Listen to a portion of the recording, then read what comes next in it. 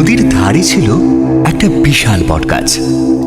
সেই বটগাছে ছিল মেছো ভূতের বাসা। সন্ধ্যার পর সেখান দিয়ে কারো যাওয়ার উপায় ছিল না। বিশেষ করে মাছের গন্ধ পেলেই মেছোভূত ঝাঁপিয়ে পড়ে মাছ কেড়ে নিত। মেছোভূতের জ্বালায় কেউ আর মাছ নিয়ে ওই পথে যায় না। একদিন এক নাপিত কুটুম বাড়ি থেকে মাছ নিয়ে বাড়ি ফিরছিল। ফিরতে ফিরতে রাত হয়ে গেল।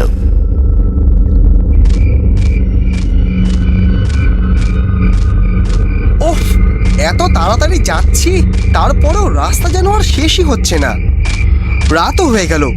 ভেবেছিলাম দিনের আলো থাকতে থাকতে নদীর ধার দিয়ে ওই বটগাছটা পেরিয়ে যাব, কিন্তু তা তো আর হলোই না। সঙ্গে এই মাছগুলোও আছে। মেছোভূত ঠিক টের পেয়ে যাবে। না, একটা কাজ করি, এই মাছগুলোকে জামার ভিতরে ঢুকিয়ে নিই। এই তো এই তো এই তো এবার ঠিক আছে।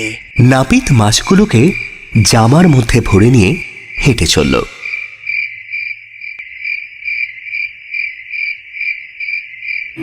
এদিকে গাছের ডালে পা ঝুলিয়ে বসেছিল মেছোভূত। হাওয়ায় মাছের গন্ধ ভেসে আসতেই উঁকি মেরে সে দেখে একজন মানুষ এদিকেই হেঁটে আসছে।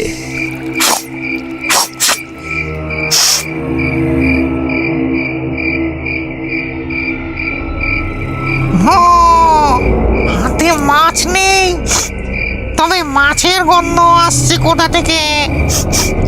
ব্যাপারটা ঠিক লাগছে না। ও এদিকে নাপিত গাছের নিচে আসতেই মেছোভূত লাফিয়ে পড়ল তার সামনে।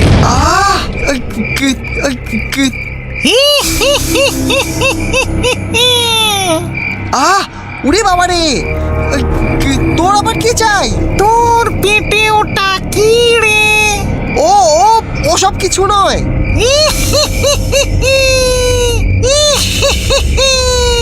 পেটে মাছ লুকিয়ে রেখে মিথ্যা বলা হচ্ছে।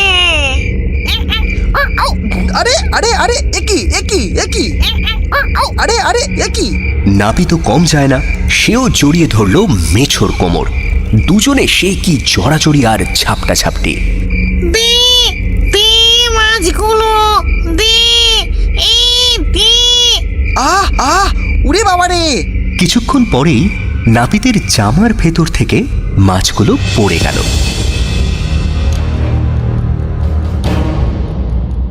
নাপিত মাছগুলো কুড়োতে যাবে, ঠিক তখনই মেছোভূত মাছগুলো নিয়ে উধাও হয়ে গেল আর সোজা গিয়ে বসল বটগাছের মগ ডালে। হায় রে, আমার সব কটা মাছ নিয়ে চলে গেল। আমি কত শখ করে বাজার থেকে কিনে এনেছিলাম খাবো বলে, আর শেষে কিনা মেছোভূত নিয়ে চলে গেল।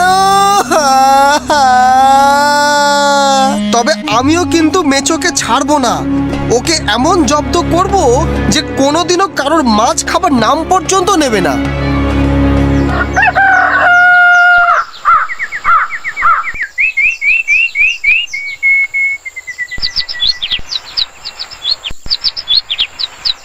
পরের দিন নাপিত গেল কুমোরের বাড়ি। কুমোর তখন চাকা ঘুরিয়ে মাটির পাত্র বানাচ্ছিল। ও কুমোরদা, কুমোরদা, বলো ভাই, আমার একটা কাজ করে দিতে পারবে? কি কাজ? আরে একটা বড় মাটির মাছ বানিয়ে দিতে হবে, তারপর সেটাকে পুড়িয়ে শক্ত করে দিতে হবে ভাই। ও এই কাজ, ঠিক আছে, আর এমন কি, কালকেই হয়ে যাবে। বিকালে থলি ভর্তি মাছের আঁশ নিয়ে নাপিত গেল কুমোরের বাড়ি। তারপর সেই আঁশগুলো ভালো করে মাছের ওপর লাগিয়ে দিল। এরপর মাছটা ব্যাগের মধ্যে ভরে নদীর দিকে হেঁটে চলল। নদীর ধারে যেতেই মেছোভূত তাকে দেখতে পেল। মস্ত বড় ব্যাগ নিয়ে নাপিত আসছে, আর মাছের লেজটা কিছুটা বাইরে বেরিয়ে আছে। নাপিত কাছাকাছি আসতেই মেছোভূত তার সামনে লাফিয়ে পড়ল।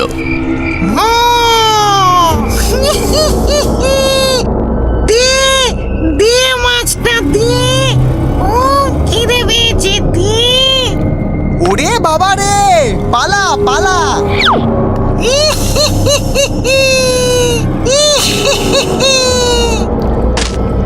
এরপর মেছো মাছটা নিয়ে বটগাছের মাথায় উঠে পড়ল।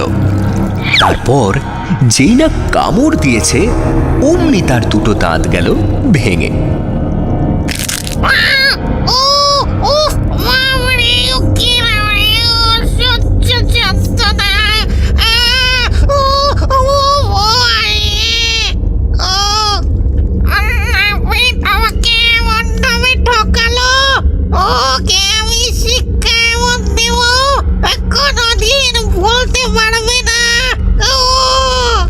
এরপর বেশ কয়েকদিন কেটে গেল।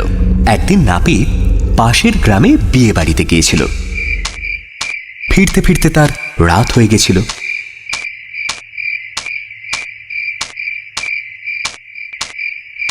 এরপর যেই না ওই বটগাছের নিচে এসেছে অমনি মেছো ভূত লাফিয়ে তার সামনে পড়ল। তারপর নাপিতের গলা চেপে ধরল। আমাকে ঠকিয়েছিলি, এবার দেখ মজা। উফ, ওরে ছাড় মেছো, আমাকে ছাড়। জানিস তো নাপিত বললে কি হয়? এই গাছেই নাপতে ভূত হয়ে থাকবো আমি। তখন তুই কোথায় থাকবি শুনি একটু। এই কথা শুনে মেছো তার গলাটা ছেড়ে দিল। তারপর ভাবল, এই গাছটা আমার অনেক দিনের বাসা, এটাকে ছাড়া যাবে না। তুই আমাকে মাটির মাছ দিয়ে ঠকিয়েছিলি কেন? তার জন্য আমার দুটো দাঁত ভেঙে গেছে। আমি তোকে কেন ঠকাতে যাব ভাই? আমি মাছটা বাজার থেকে কিনে নিয়ে যাচ্ছিলাম আমার নাতিরা খেলবে বলে। তুই সত্যি ভেবে সেটা খেতে যাবি, আমি কি করে জানবো? ওসব আমি জানি না, তোর জন্য আমার দুটো দাঁত ভেঙেছে, আমিও তোর দুটো দাঁত ভাঙবো। দেখ, আমার দাঁত ভাঙিস না, আমি বুড়ো মানুষ।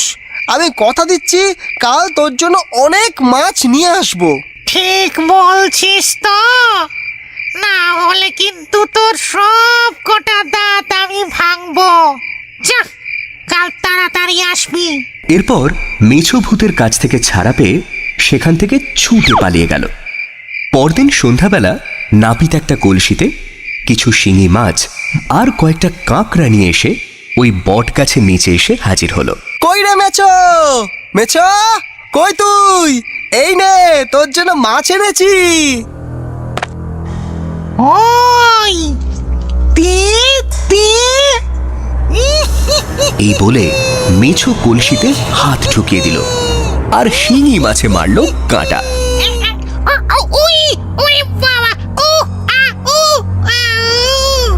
আরে কি বোকা রে তুই!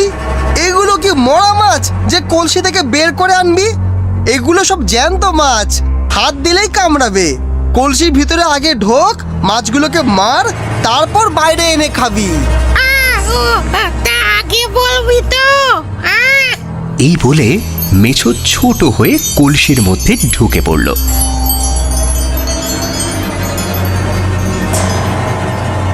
তারপর নাপিত ঝপ করে গামছা দিয়ে কলসির মুখ বন্ধ করে দিল। মেছো ভেতরে ঢুকে শিঙি মাছ আর কাঁকড়ার কাঁটা খেতে লাগলো। যন্ত্রণার জ্বালায় সে বাইরে আসতে গিয়ে দেখে কলসির মুখ বন্ধ। নাপিত ভাই, আমাকে ছেড়ে দে, আমি আর কোনো দিন তোর ক্ষতি করব না। তুই যা বলবি আমি তাই করব। হ্যাঁ, এটাই তো বাকি আছে, তোকে বের করি আর তুই আবার লোকের মাছ কেড়ে খেতে যাবি। এতদিন অনেক মাছ খেয়েছিস, এবার মাছেরা তোকে খাবে। ও নাপিত, আমাকে বার কর ভাই, আমাকে ছেড়ে দে। তোর পায়ে পড়ি। ও নাপিত, ওরে বাবা রে, ওরে বাবা, ও নাপিত। এরপর নাপিত মুখ বাঁধা কলসি ভাসিয়ে দিল নদীর জলে। কলসির ভেতর শিঙি আর কাঁকড়ার কামড় খেতে খেতে ভেসে চলল মেছো।